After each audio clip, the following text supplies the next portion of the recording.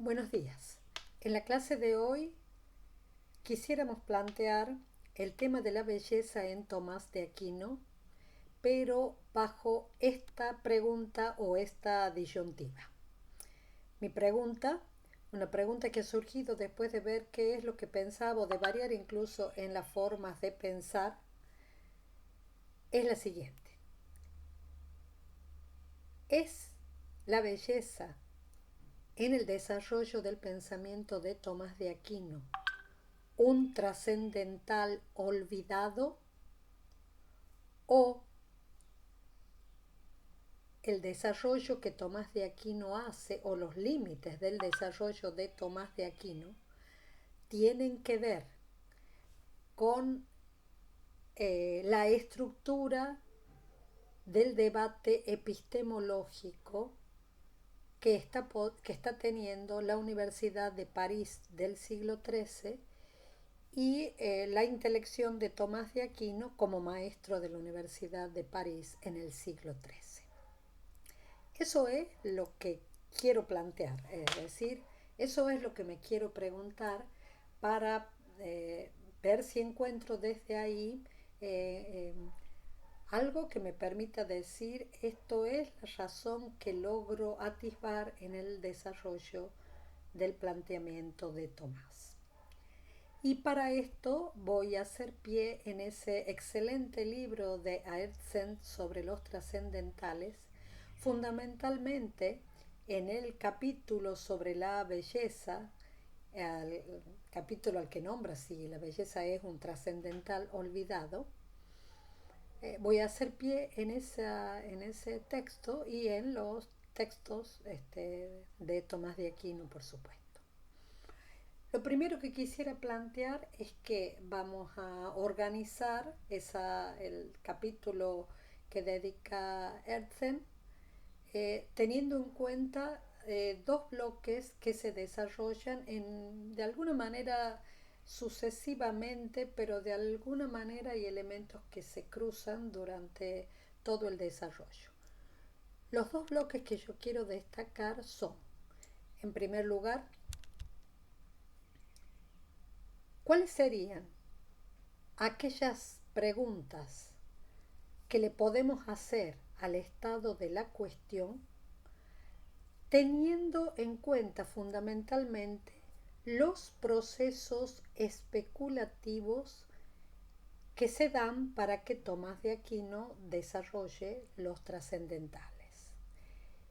Y en un segundo bloque que también nos interesa sobremanera es un bloque en donde lo que vamos a tratar de pensar es, al modo como estamos acostumbrados por el método histórico crítico que tanto utilizamos en la historia de la filosofía medieval, tratar de preguntarnos por el contexto de aquellos textos, valga aquello que no es muy eufónico, en cuál es el contexto problemático y temático de los textos en los cuales Tomás de Aquino está indicando elementos sobre la belleza.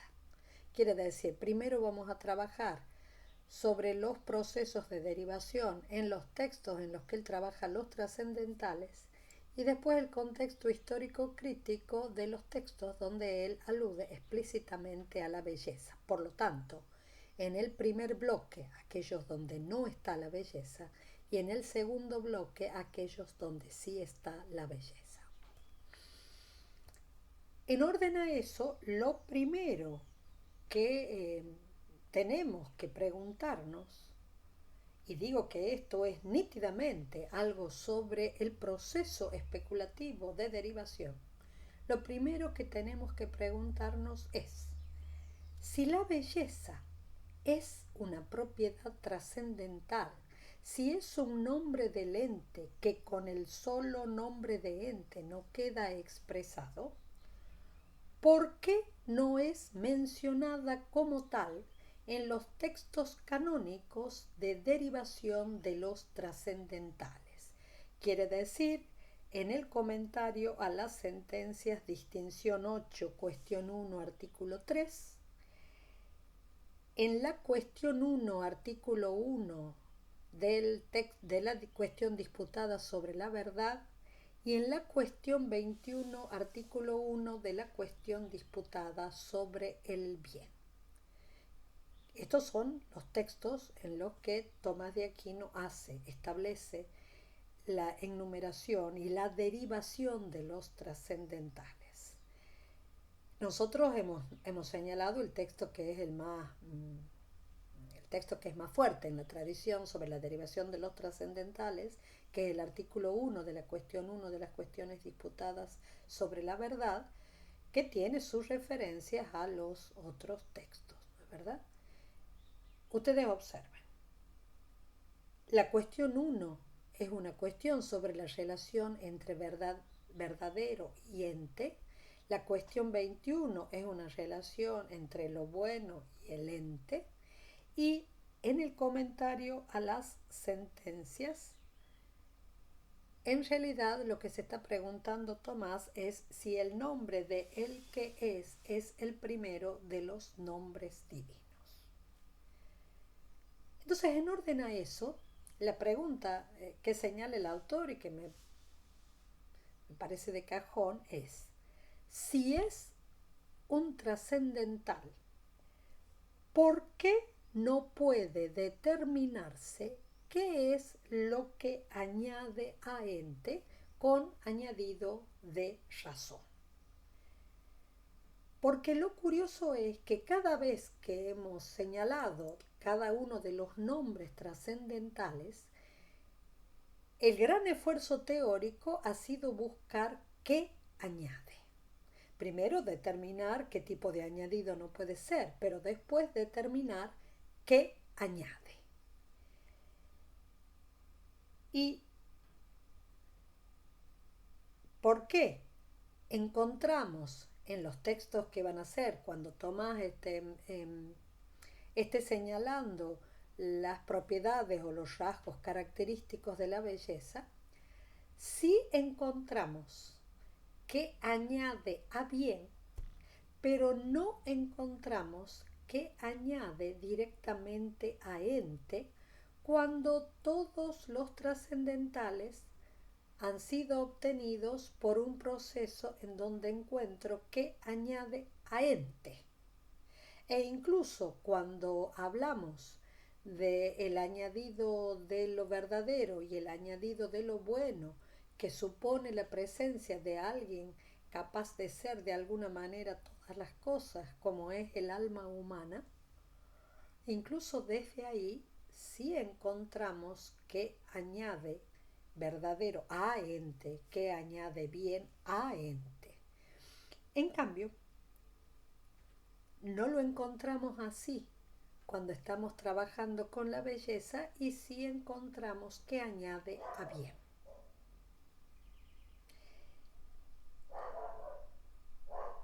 Entonces, la pregunta es: ¿por qué aquellos que sostienen que si es un trascendental no pueden señalar cuál es su añadido a ente? Y lo otro, que también me importa, ¿por qué cuando tratan de explicarlo en orden al proceso de derivación o al orden de los trascendentales, lo hacen situando un proceso que no es equivalente al proceso que ha dado lugar a todos los otros nombres e implicando un tipo de derivación que no es equivalente a la derivación que ha sido empleada con todos los otros nombres trascendentales? Observemos en este hermoso capítulo de Herzen cuál es esta especie de estado de la cuestión que nos presenta sobre aquellos autores que sí piensan que es un trascendental. Maritain, en Arte y Escolástica, esta especie de esplendor de todos, la belleza sería como el esplendor de todos los trascendentales. Eco, que tiene un libro para pensar lo estético en Tomás de Aquino, un trascendental implícito, ¿sí? Algo que todavía no está resuelto, pero es como un trascendental implícito. Si lo pensamos en von Balthasar, que tiene unas 3 o 4 hojas, o quizás menos, dos, en este libro que él denomina epílogo, en el cual está como cerrando todo lo que ha obtenido en Gloria y cerrando todo lo que ha obtenido en la teodramática. eh, Dice, y cito textualmente, aquel aspecto de la entidad en la que las cosas se muestran a sí mismas, pero también a la realidad presente en ellas, y como no subsistentes remiten a lo subsistente en sí. Ahora ustedes observen que en esta afirmación que tiene von Balthasar no parece poder resolverse la relación con el ente, porque más parece orientado a mostrar hacia dónde se orienta y no cómo se deriva. La belleza sería epifanía, aparición del misterio, algo que trasunta aquello que supera, pero no terminamos de ver claro cuál sería la derivación respecto del ente. En otros autores, que sí, esos dos autores que voy a citar a uno, no tengo los textos, solamente los conozco a partir de Herzen. Kovac, Francis Kovac, dice que es el más rico, noble y comprensivo de los trascendentales, el único que incluye a todos los trascendentales. Sapievsky, que la belleza es la unidad original de verdad y de bien. Günther Pöltner, la unidad de las determinaciones trascendentales del ente. Ustedes se dan cuenta que lo que no puede resolverse, después voy a decir algo más sobre, necesito otros elementos para decir algo más sobre este estado de la cuestión, pero cuando uno lee los textos, lo que uno piensa es que no se puede resolver en ninguno de estos autores la asimetría de la derivación de belleza con todas las otras derivaciones. ¿Por qué esta asimetría? Con el agravante de que lo que tenemos que decir es: Tomás de Aquino no lo ha puesto, y los otros autores que dicen de todas maneras está, tienen que introducir un proceso de derivación que no es un proceso equivalente. Entonces uno se pregunta, ¿por qué? Dejo puesto esto, después vamos a volver a otros elementos para destacar algunos elementos que son nítidamente de un problema o de algunas advertencias que se dan sobre el contexto de aquellos desarrollos teóricos de Tomás de Aquino sobre la belleza. Una de las cosas que dice Herzen y que me parece absolutamente acertada, nada más que no sé si puedo compartir totalmente lo que dice, pero sí, gran parte de lo que dice sí. Una de las cosas que dice es que todos estos textos que son canónicos, donde él ha hablado de los trascendentales, son textos que son previos a la lectura de Tomás de Aquino sobre el texto del Pseudo Dionisio. Por lo tanto, son previos a la lectura y al comentario del Pseudo Dionisio, donde el Pseudo Dionisio aclara los nombres de Dios que ponen de manifiesto la causalidad de Dios.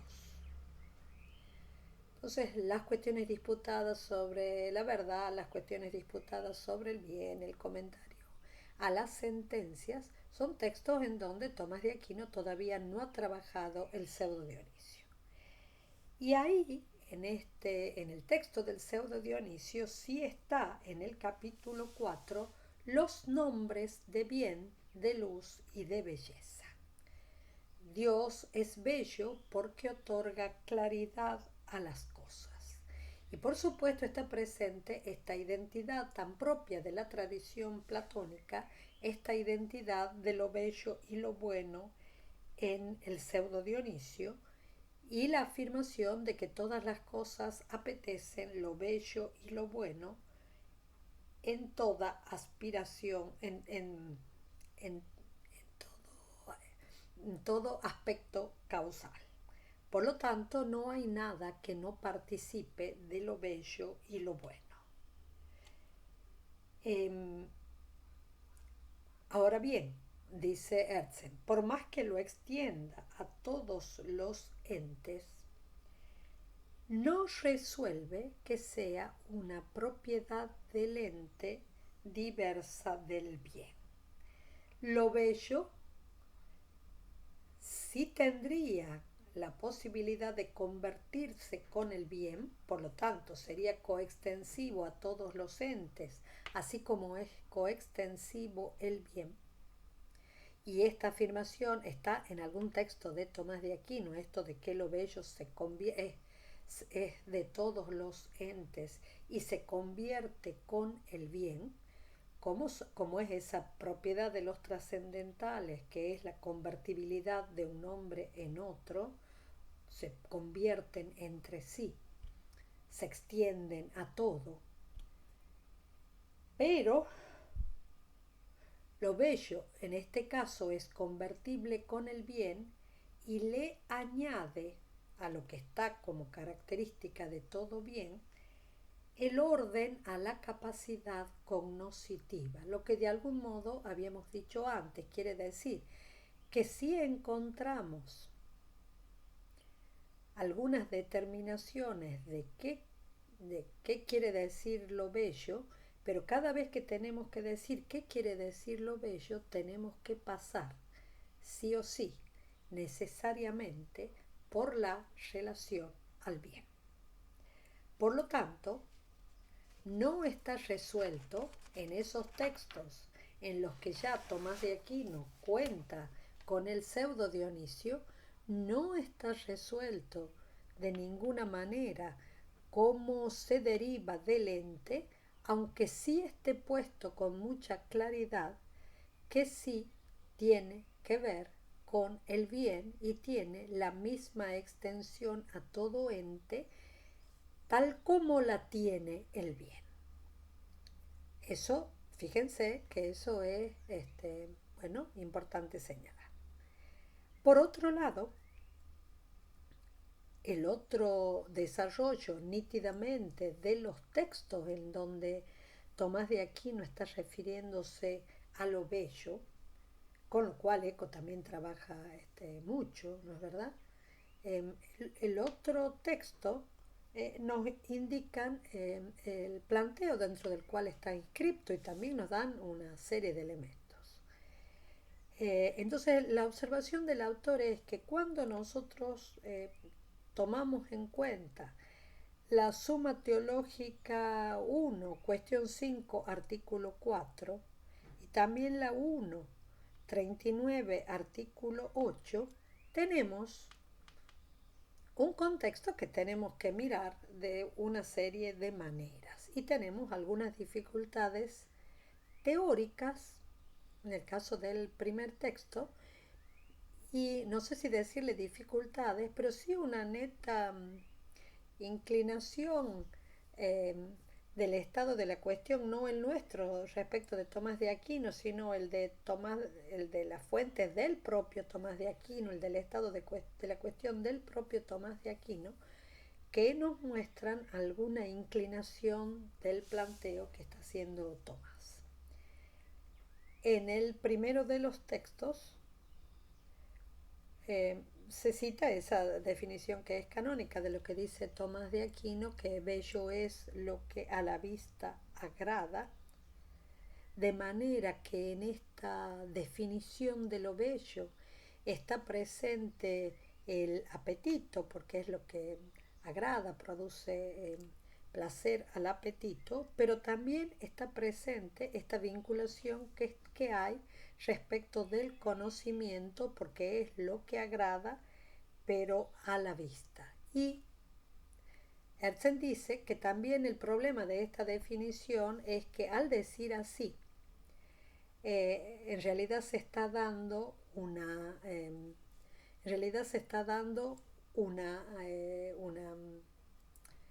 especie de definición que se da por el efecto. Quiere decir que podemos reconocer lo que es lo bello porque es aquello capaz de producir agrado a nivel de la vista.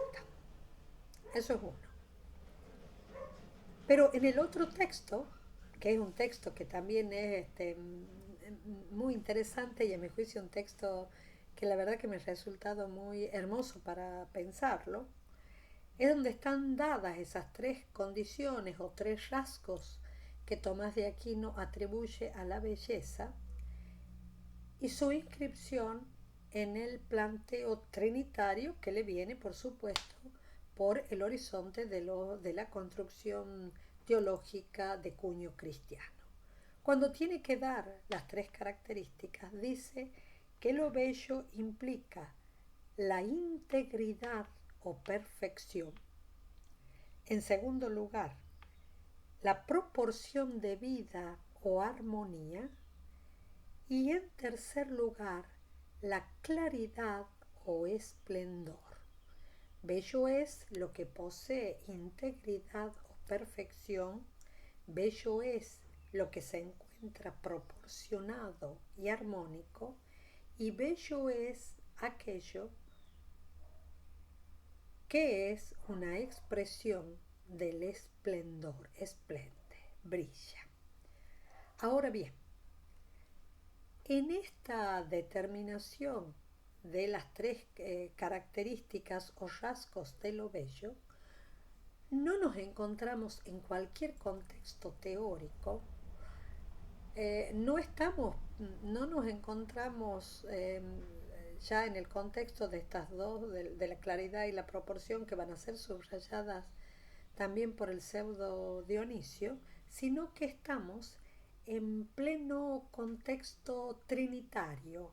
Y en ese contexto trinitario que tiene que ver, decíamos, con el mismo estado de la cuestión de Tomás de Aquino, que son los textos de Hilario de Poitiers y que son los textos de Agustín.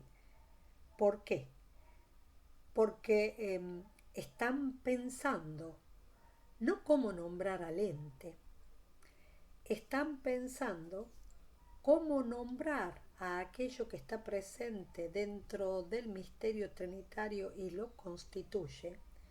Por lo tanto, están pensando cómo comprender las personas trinitarias, pero en ese comprender las personas trinitarias no solamente están los nombres que son el nombre que caracteriza nítidamente a cada persona, sino se encuentra también este tema de las apropiaciones, que las digo no porque me interese tanto trabajarlas teológicamente, sino para que pensemos a dónde, por, por, por una inflexión teórica que hace en esto. Es decir, cuando Tomás de Aquino está pensando en las apropiaciones, se está refiriendo a aquellas notas que aun cuando no sean propias de una de las personas en la Trinidad, sino comunes a todas, sin embargo se atribuyen a una de las personas porque tienen mayor semejanza con ellas. Y esto es la tradición patrística. La tradición patrística que está intentando pensar el misterio trinitario y que dice, bueno, esto es común a todas las personas, es común a la naturaleza, pero sin embargo es más semejante a una de las personas y esas semejanzas atribuidas a una de las personas, pero que son comunes a todas, son los rasgos que se denominan apropiaciones. ¿Por qué explico esto? Porque Hilario de Poitiers es un autor muy interesante para leer respecto a un montón de cosas que dice sobre la teología trinitaria, pero que también nos permite entender eh, cómo, cómo influye eso en el marco teórico que tiene Tomás de Aquino. Entonces él dice que eh, si pienso así, eh, lo que lo que Hilario dice es que la eternidad es propia del Padre, la especie es propia del Hijo y el uso es propio del Espíritu Santo. Pero que dentro de estos tres afirmaciones, lo que hace Tomás, siguiendo la tradición y siguiendo a Agustín, por supuesto, y siguiendo a Hilario, lo que hace Tomás es detenerse en la especie. Quiere decir que es aquí a donde identifica a la especie con la belleza, con estas tres notas de la integridad, de la proporción y de la claridad. Y eso sí quiero destacar, refiriéndolos nítidamente al Hijo. Refiriéndolos nítidamente al Hijo. Como apropiación, por supuesto. Entonces, lo que dice es que la integridad se parece a la propiedad del Hijo en cuanto tiene perfectamente en sí la naturaleza del Padre. La integridad, cuando la piensan, tiene que ver con el Hijo que tiene perfectamente en sí la naturaleza del Padre. Esa es la primera nota, pero miren en el contexto en el que está.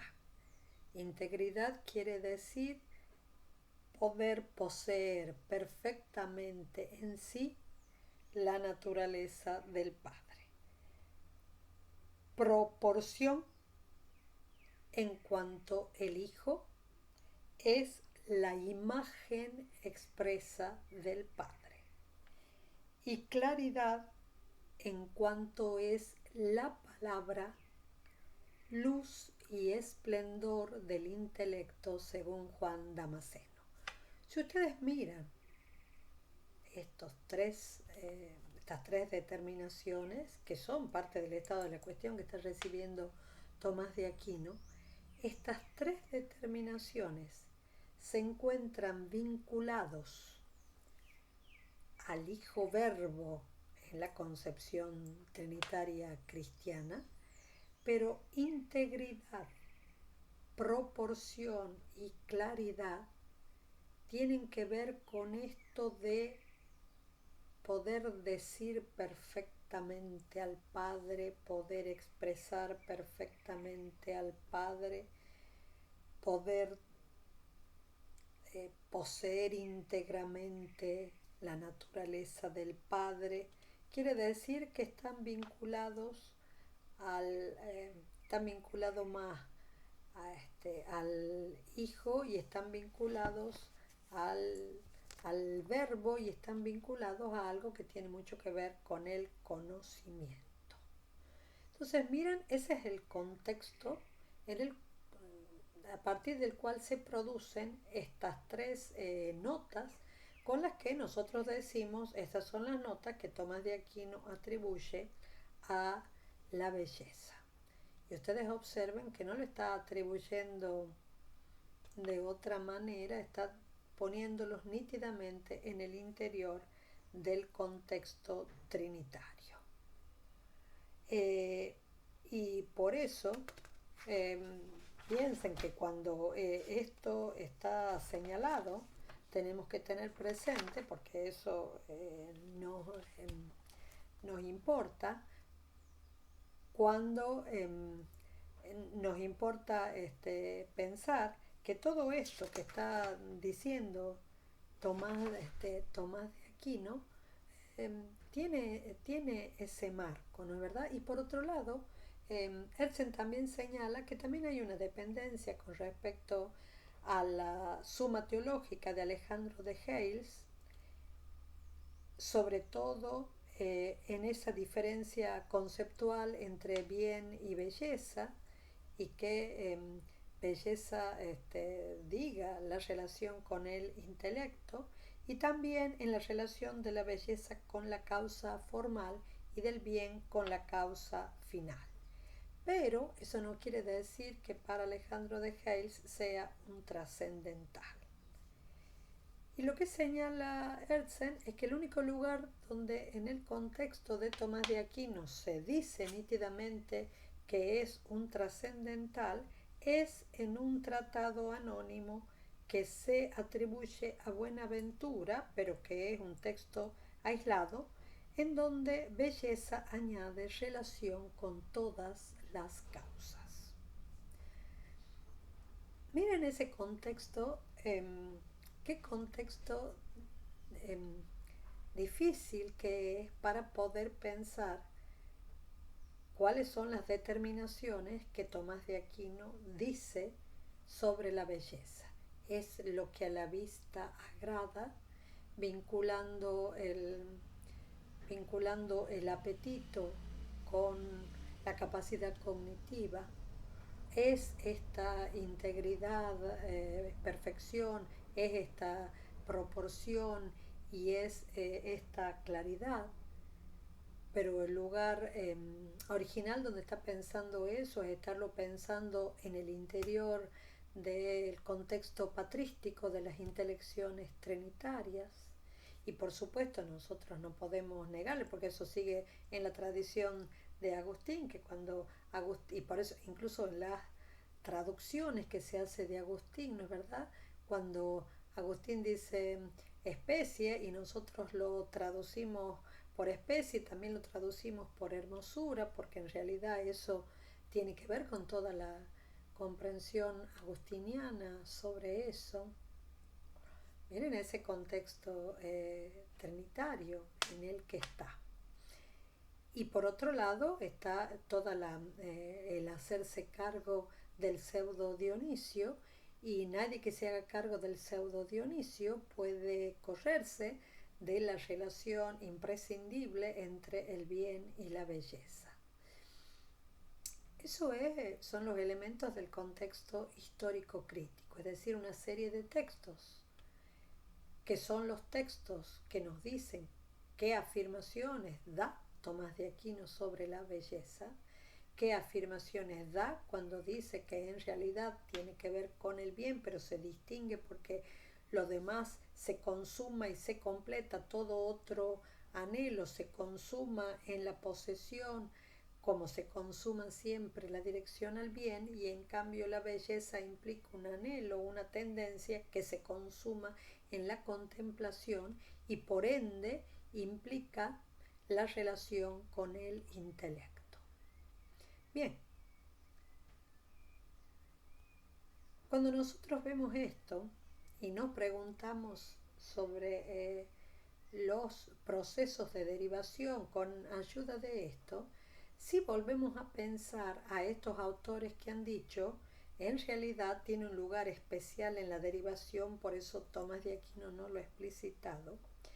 Y curiosamente, dos de los autores, Kovács y Sapievsky, si es que se dice así, el primero dice, Kovács, que en realidad la belleza pertenecería al final de la lista de los trascendentales, sería una especie de integración de todos y tendría una función sintética, porque sería la relación del ente con las dos facultades del alma, el intelecto y la voluntad, en forma conjunta. Al final, una síntesis, integrando todo, integrando el conocimiento y la voluntad, puesto que cuando Tomás de Aquino ha explicitado qué era la belleza, ha dicho que en realidad pertenece al bien, pero se consuma de otra manera. Y el otro autor, Sapievski, dice que la belleza habría que encontrarla no al final, sino precediendo la determinación de la verdad y la determinación del bien, porque sería la única relación del alma con las dos facultades, tal como está diciendo el otro autor, pero sería, a diferencia del otro autor, la unidad original desde la que se despliegan la verdad y el bien. Pero esta unidad original se encontraría oculta y no puede decirse desde sí, sino desde los puntos de vista del intelecto o de la voluntad. Bueno, cuando nosotros vemos todo eso, que podemos decir que sí sería convertible con el bien, y en este sentido estaría siguiendo toda la línea de la tradición platónica, pero le añadiría la relación con la verdad, y esto también está reforzado por el desarrollo del tema en las apropiaciones trinitarias, donde vinculan la belleza a la determinación del Hijo. Y la claridad sería la propiedad por la que una cosa podría mostrarse a sí misma, manifestarse a sí misma, el esplendor de la forma. Quiere decir que lo que dice el autor es que el lugar de la belleza sería lo verdadero que ha adquirido el carácter de bueno, pero que no puede decirse que de ninguna manera Tomás de Aquino lo ha incluido entre los trascendentales. Entonces, lo que me pregunto sobre en relación a este tema sería lo siguiente. O podría decir lo siguiente: ¿Tomás lo ha resuelto? No. Es decir, para mí lo más simple es cuando no lo encuentro. Cuando no lo encuentro, no solamente enunciado o enumerado en una lista, sino cuando advierto que toda determinación se da de una manera diferente a cómo son las otras determinaciones, y que esto de que el ente es lo primero concebido y lo que está presente en todas las concepciones, eso sí está presente en Tomás porque se ha desarrollado en relación a muchísimos otros puntos de su metafísica. Cuando uno no lo encuentra ahí y sí encuentra esta relación con el bien, quizás quepa también decir que Tomás de Aquino no lo ha resuelto, y que esto no es ningún defecto, y que sí cabe la posibilidad de que nosotros pensemos a dónde lo podríamos colocar, pero yo más en otro momento pensaba de otra manera, ¿no? Pero después de pensarlo de vuelta, he llegado a la consideración que esta no resolución de Tomás de Aquino en realidad es fruto del pensamiento de Tomás de Aquino en medio del debate epistemológico en el cual se encuentra. A ese debate epistemológico no le es un punto accidental los procesos de derivación de un conocimiento. Por lo tanto, así como tratábamos de mostrar que tanto en el de Ente et Essentia como en el de Veritate, Tomás de Aquino está poniendo de manifiesto cuáles son los procesos que se está haciendo para justificar algún conocimiento, no podemos considerar que esta importancia de poder derivarlo y que esto que algo dicho por los que piensan que sí es una propiedad trascendental, pero que no se puede decir que muestra. Bueno, eh, Tomás de Aquino no ha conseguido derivarlo del modo como ha derivado los otros trascendentales. Y el hecho de que no haya podido derivarlo es quizás ese gran esfuerzo de construcción que está haciendo por asumir un método de producción del conocimiento y por tener una tradición altísimamente rica y altísimamente pensable desde muchas maneras y que no tiene por qué terminar de organizarse. Quiere decir que está asumiendo esos principios al modo de la institución de la ciencia y de los conocimientos por referencia a un principio desde el método aristotélico, y tiene por otra parte la inmensa tradición del platonismo y el neoplatonismo, cuyo carácter de correctivo apofático de toda afirmación no es de ninguna manera un elemento pequeño en el pensamiento de Tomás de Aquino. Por eso las referencias al pseudo Dionisio son referencias importantes, ¿sí? Sí tiene el gran prestigio del nombre belleza y su nítida convertibilidad con el bien, pero por otro lado tiene todo este proceso a partir del ente y ahí no lo puede derivar al modo como ha derivado lo otro y no postula otra derivación. Por lo tanto, cuando dice algo lo dice por relación al bien, no lo dice de otra manera. Y eh, de, y por otra parte tiene todo esto que le viene de la tradición trinitaria que le está pensando.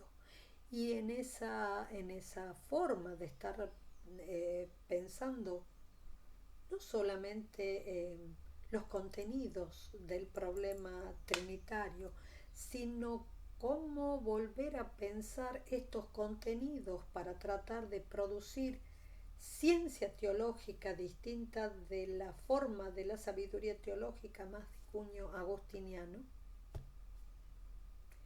En este esfuerzo, ustedes se dan cuenta que no podríamos considerar, no podríamos decir simplemente verum bonum pulcrum, porque si hay algo que está muy presente en algunos textos y en la intención de Tomás de Aquino, pero algunos textos lo muestran eh, nítidamente, es que Tomás de Aquino está intentando que la intelección del misterio cristiano y del misterio trinitario no se vuelva una especie de patrón canónico que me haga forzar lo que yo conozco en la antropología, lo que yo conozco en el carácter entitativo de las cosas. Entonces no puedo menos que recordar ese hermoso texto de la cuestión 10 de las cuestiones disputadas sobre la verdad, en donde Tomás de Aquino hace el inmenso esfuerzo de interpretar toda la intelección de la mente y de las facultades, la memoria, el intelecto y la voluntad, la mente, su noticia y su amor, tan caras a la tradición agustiniana para comprender el misterio trinitario cristiano, y el inmenso esfuerzo que hace para decir que pese a esto que trae las tríadas sobre toda la realidad humana, cuando nos referimos a las potencias del hombre, las potencias intelectivas, son solo dos, intelecto y voluntad. Y no pone una tercera, por más que eso es como pensar distinto lo trinitario. Lo que yo quiero decir es que una de las cosas que son parte del inmenso esfuerzo teórico de Tomás de Aquino es asumir este proceso de constitución de las ciencias en el interior de un mundo intelectual que está asumiendo un debate epistemológico, y asumir eso de manera que que cuando está pensando cada uno de los temas está poniendo en juego no solamente el saber filosófico para poder asumirlo de otra manera, sino que también está pensando en el saber teológico que tiene que ser instituido como ciencia de otra manera y por ende se aparta nítidamente de todo esfuerzo de producir tríadas. Quiere decir, yo no puedo obtener ninguna potencia, la determinación de ninguna potencia, a menos que no pueda obtenerla desde los actos. Mutatis mutandi, quizás también podríamos decir que yo no puedo obtener un nombre trascendental a menos que no pueda este nombre ser consistente con todo el esfuerzo que está haciendo de derivación y de proceso especulativo. Bueno, a mi juicio no lo postula como nombre trascendental porque no logra resolverlo como nombre trascendental. Si tiene este inmenso esfuerzo y este dato fuerte que sigue resonando, que es coextensivo a todo tal como es coextensivo el bien,